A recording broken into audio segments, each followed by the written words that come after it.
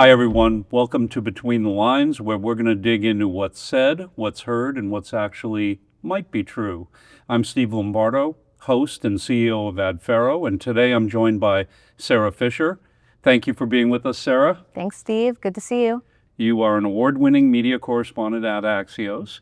You're also the author of the weekly Axios Media Trends. You are also a contributor and analyst for CNN. You were one of the original beginning employees at Axios. How long ago was that? 9 years ago. It was a wild time because it was right before Donald Trump took office, but right after he won the election.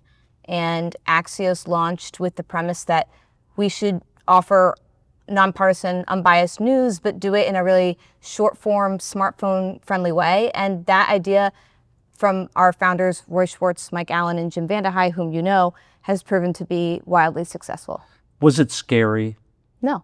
Because you went from New York Times, Washington Post, Axios. Nobody knows it. Why wasn't it scary? Because I wasn't at a point in my life where I had to be so concerned about risk. If, everybody is going to be at different points in their life where they have to assess the risk of going to an unknown company or a startup, and that was the right time for me to do something like that.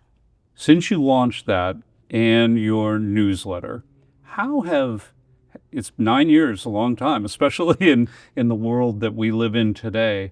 What's changed in terms of attention spans or the way you deliver information? At the time, Axios co-founder Mike Allen had been writing a newsletter for a long while for Politico. But the newsletter economy was still nascent, and developing a media company based mostly on newsletter distribution was still sort of novel. 10 years later, it is not novel. Think about how many newsletter companies, whether it's Semaphore or Puck or The Ankler or Punchbowl, they're all launching based off of newsletters. So it's a more crowded field. I also think that there's more tools, technologies, products that allow journalists to take more control and agency over their intellectual property. And so they're not as reliant on being a part of a big established newsroom. They can go launch their own business on Substack. And that has put more pressure on media companies to be innovative about how they maintain and work with talent. And then I'd say the last thing in terms of the attention economy, in the Web 2.0 era, social media was really focused on connecting people to their friends. And what's shifted in the TikTok era, sort of Web 3.0 era, is social media is really focused on leveraging AI to promote what is going viral. And that often is from people you don't know. So social media is less social to an extent. And what's happening because of that is filter bubbles are becoming worse. People are being funneled to content that they personally like because of AI recommendations, not necessarily content that they're connecting with family and friends over.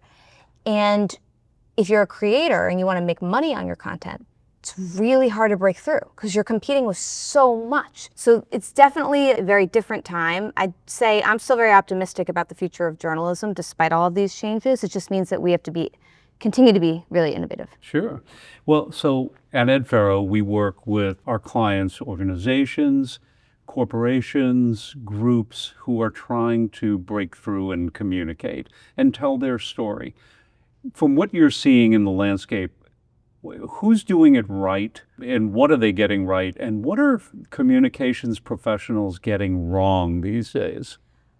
I think the communicators that are getting it right have a very clear point of view and they have a simple message.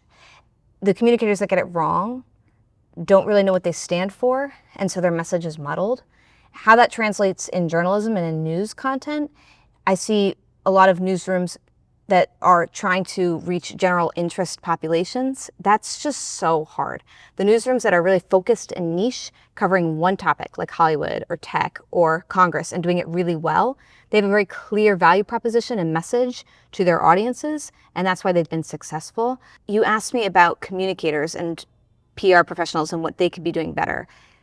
I think being very targeted and very disciplined and focused about what you're trying to achieve is hard sometimes because there's a lot of metrics associated with success in communications. If your goal is to get really good quality coverage, it may be worth it to spend 2 weeks getting to know one reporter at one outlet and developing a relationship with them and educating them about the story. and then having one solid story, that might be a stronger outcome than just blitzing Right. 40 reporters. And 40 mediocre stories. What do they need to do to hook you? The company needs to pitch alongside the agency. They need to be CC'd on the email. They need to reach out to me directly and say, we're interested in the story. We're working with our partner at X agency who's going to help us facilitate some of these interviews. But if the company does not go that mile, I assume it doesn't matter enough to them. And if it doesn't matter enough to them, then it's not going to matter enough to me. With trust in traditional media declining and audiences increasingly turning to influencers, content creators, as alternative sources for where they get their news and information, how can PR professionals and journalists work together to rebuild credibility, foster trust, and meet people where they are?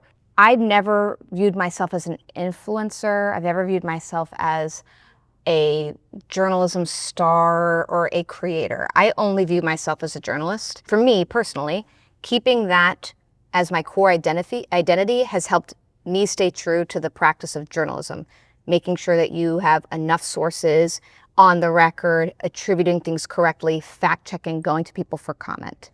Because I'm a journalist first, those are my priorities. But trust in journalism has gone down dramatically. It has.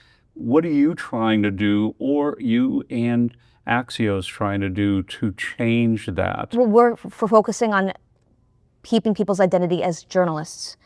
As soon as you start to identify yourself as an influencer, as your priority over being a journalist, then you're going to be focused on getting clicks and engagement, and those priorities trump often adhering to journalistic principles.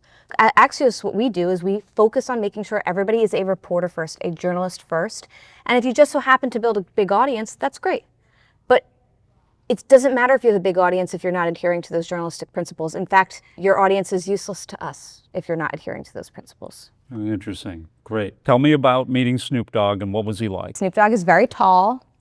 He's very friendly. He's very nice. I met him at the Paris Olympics. I was at NBC's Today Show set up there, overlooking the Eiffel Tower. Axios was there because we did a big event on women's sports with the State Department. I think seeing and meeting some of the athletes right after they'd won gold medals is way more moving than meeting Snoop Dogg. Like, I saw Jordan Childs right after she medaled. That is such a powerful experience, just because it's so rare that you get to see someone right after they accomplish something so monumental.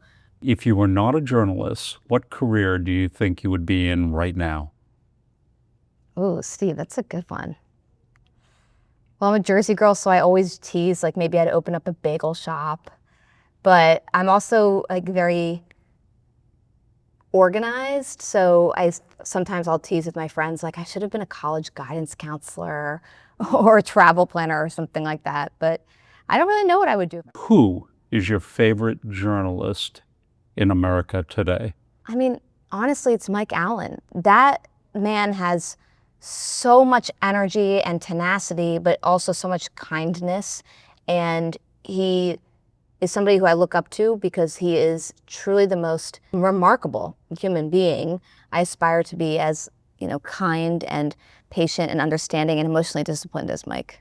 Sara Fischer, thank you very much for being with us today. Very much appreciated. Thank you, Steve. I appreciate you.